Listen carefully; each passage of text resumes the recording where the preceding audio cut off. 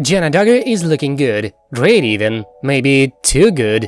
For Bob's extreme rules anyway, she has colored her hair and is wearing a form-fitting black dress.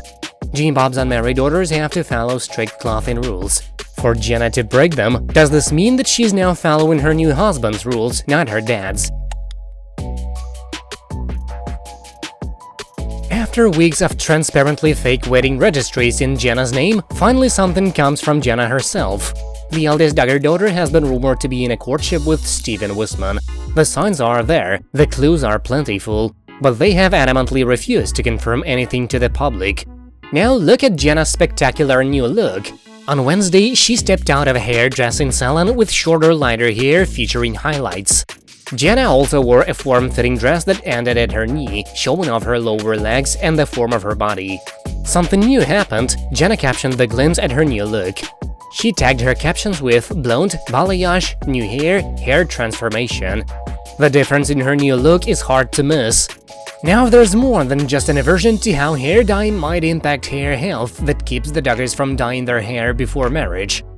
Bob and Michelle believe in a twisted version of theology that frames women as lesser, property-like beings beside men. In their minds, for a woman to dress in any way that might defraud a man into finding her attractive makes her some sort of vile temptress. This is why the Duggar daughters were taught to say Nike when a normally dressed woman came nearby, directing their brothers to look at their shoes. This is why they so often favor long sleeves and long dresses that do not fit especially well to hide their form. Anything else could elicit sexual thoughts their cult teaches, and they are then blamed for the thoughts in men's minds. Obviously, some of Jana's sisters have managed to escape this extremely narrow set of style options. Ginger went blonde, Jill got a nose piercing and has worn bathing suits.